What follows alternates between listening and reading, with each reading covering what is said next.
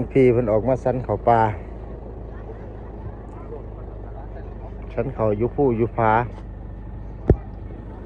มาแต่เสา ปลาใช่หรอปะ นะ ปลาใช่หรอ น้าเอื้อนใจก็บอกครับ เจ๊บอกครับ เอื้อนยัง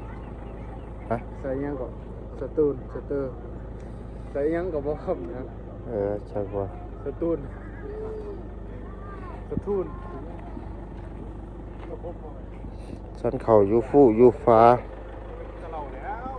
นั่นมันเนาะ เพราะว่าชื่อได้กินหมดจนพักกระดาวเช่าคุ้มเลยจะมีซิง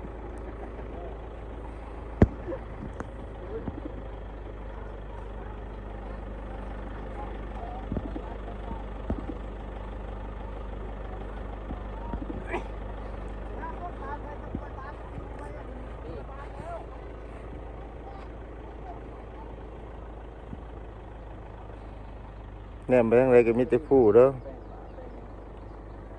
ธรรมศาสตร์กลางผู้กลางผา ไม่นั่นดิเดี๋ยวก็มีหวยมีหลาน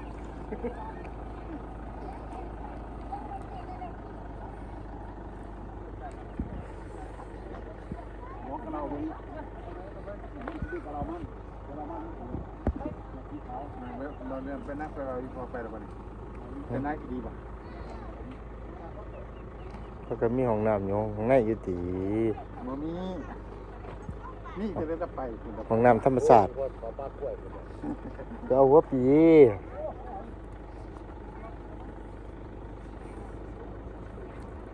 ขึ้นรถโอ้รถก็ย่างแตกอยู่บ่เนี่ย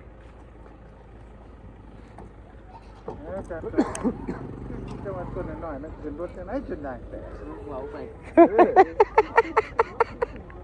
ย่างแตกอีดี คุณเพราะว่าจะมันอย่างเงียงเนาะ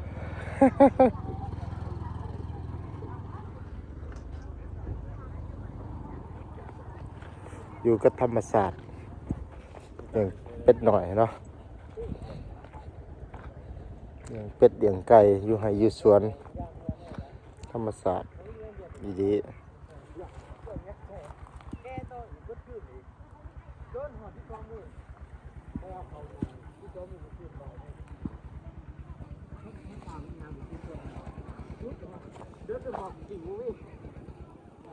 ไปแปะเขาใส่นี้เนาะเขาเจ็ดตัวเดี๋ยวเราจะซ้ำตัวไปคือว่าเจ้านี้เจ้าเดียวไปเนาะไม่ไปอยู่กันใหม่เจ้านี้อื่นไปคือกันไปพอกันในเถียงกระสอบยุบกี่แห่ไปเจ้า นี่พุดมันเนี่ยมันกินแซ่บแต่พุดเนี่ย คุณนะมันหุดเดือดเดือด พุดเนี่ยประมาณนั้น5 ชั่วโมง 6 ชั่วโมงเลย บ้านนี้เป็นอะไรรวมกิโล พุดเนี่ยเอากว้างๆเลยขันยังได้ชุดเอากว้างๆเลย ปั้นน่ะ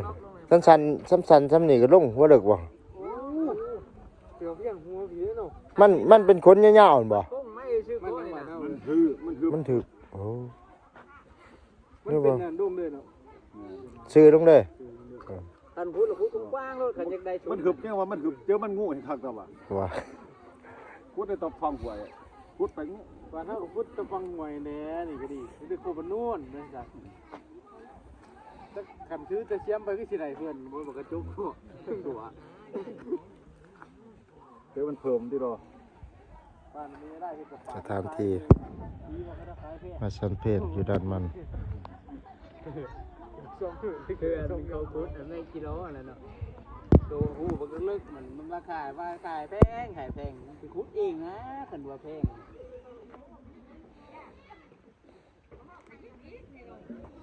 ว่าจะบานของผู้เลิกไหนที่รอ กินแพง ว่าดินสายลงใหม่ กินใส่ดูไหมข้าวเดียวที่บ้านขนาดที่คุดตามหอยขนาดไหนคุก70เขาก็จะได้อยู่2-3ดอกหรือ4ดอกเองนะ เปลี่ยนบรรยากาศสันเขาป่า อยู่อันนั้นอยู่ห้างสลัมน้ำเสาไปแต่เสาไปแต่4 โมงไปกับประชาหนามใส่ๆขึ้นมา ทำเต็นท์ได้3ดอกตะกุนได้2ดอกเที่ยวได้3ดอก เด้ใน60 60เยอะเอาแต่ว่าถือของดีไปนะ เด้อย่างเดียวได้จังไหน60 โอ้ยได้60อยู่60มันพูดได้เองตัวพอคนน้องเนี่ยตั้งหา กี่สิบพันนี่ โอ้เอาบักดีไปโดดบ่ 30ตัวต่อ เอาบักดีไปโดดบ่ 30ตัวต่อหนึ่งคือไปกับปุ๊กหนึ่งกับเบิร์ดนี่วะ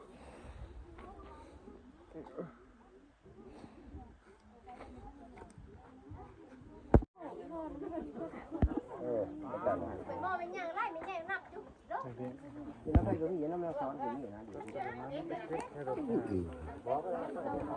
พระมหาเนาะมหาพนัง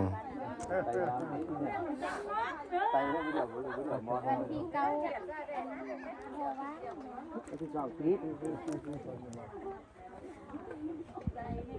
ยิ้มให้เจ้า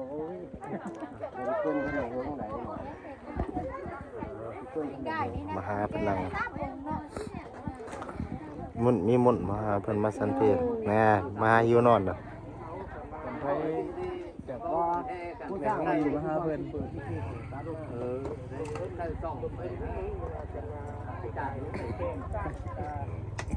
ไม่หนึ่งก็พยายามปีกาดิโอเคทราบเนาะ6 นิ้วให้เนาะเราจะเอามันใส่น้ำแท้ตัว สีหูสีตาล่ะเนาะ ว่าต้องเฮ็ดคอนเทนต์แบบคลิปสั้นเขาป้อนเขายังน้ำเพิ่นแต่ละมื้อเขาเหมาเขา